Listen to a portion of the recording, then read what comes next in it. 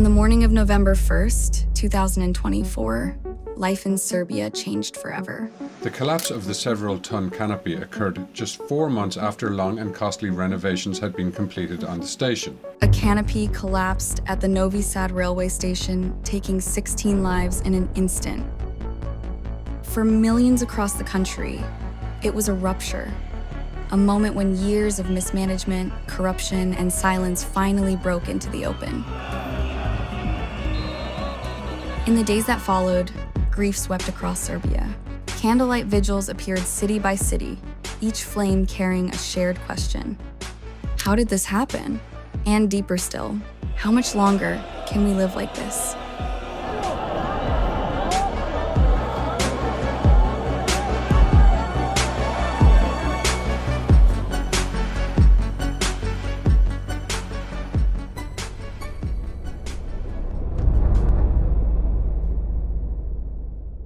This collapse was not an isolated accident.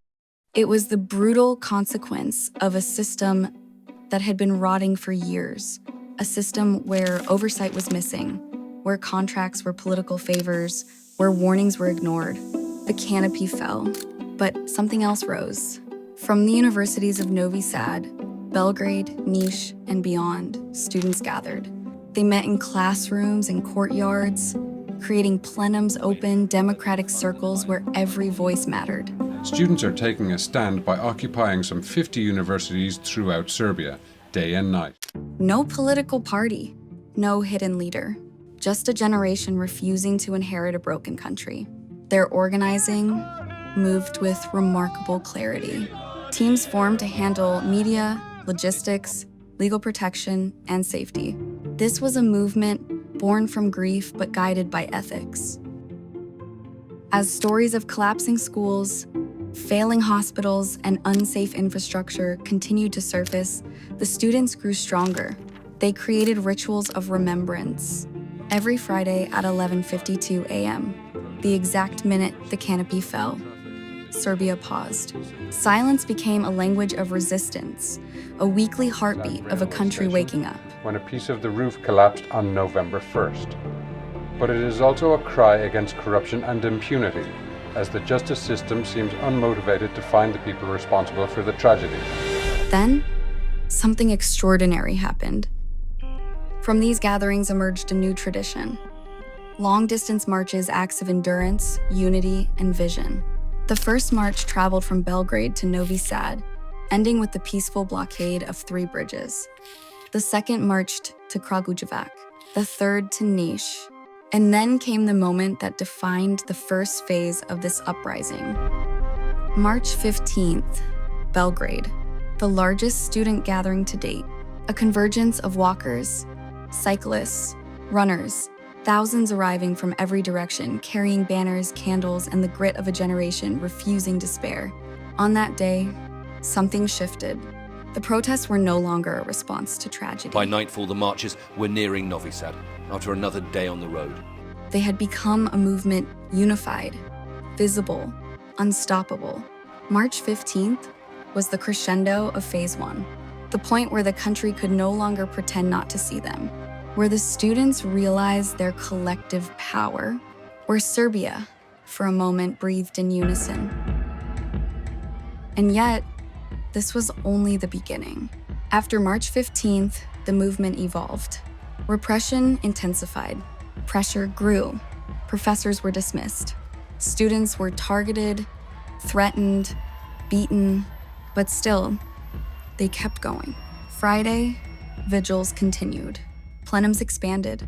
Night after night, women stood at the front lines, despite facing some of the harshest attacks, physical, verbal, psychological.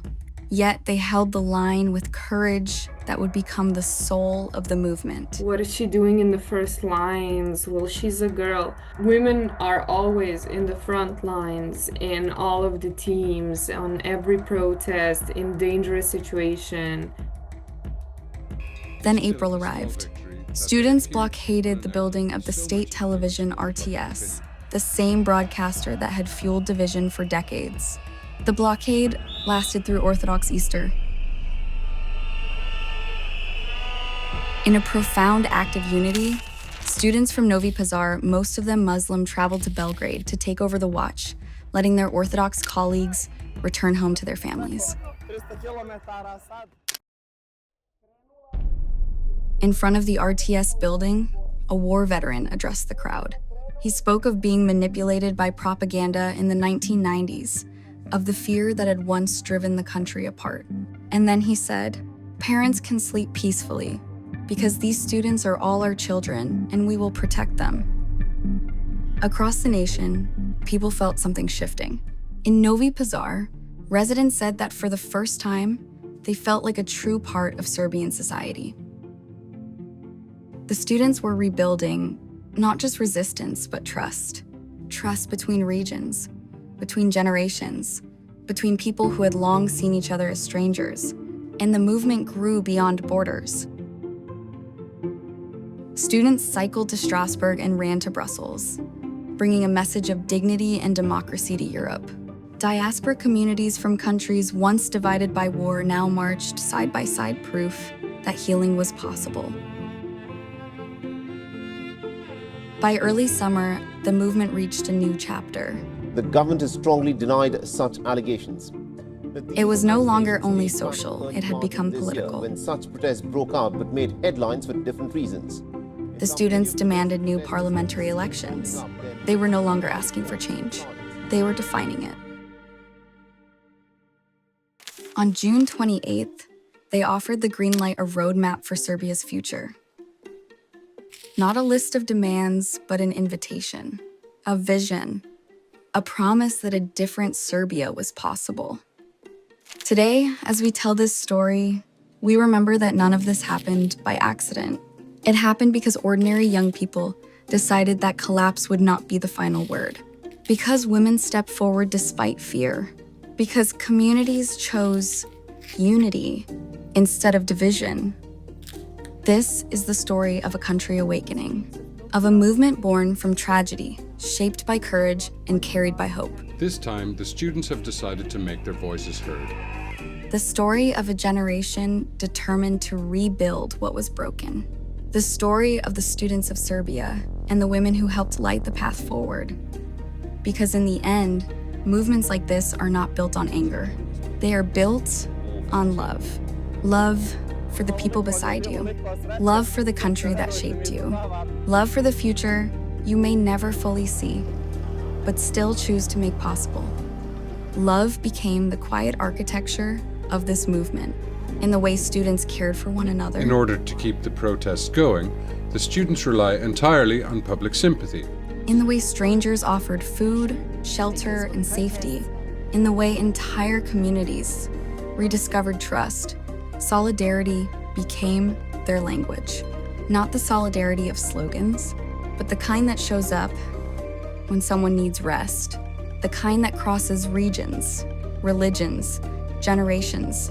The kind that says, your life matters. Your dignity matters. Your voice matters. And through that love, through that solidarity, a new Serbia began to take shape. Not in the halls of power, but in classrooms, on bridges, in the streets, in the hearts of young people who believed that collapse was not the end, but the beginning of a different story. This is that story.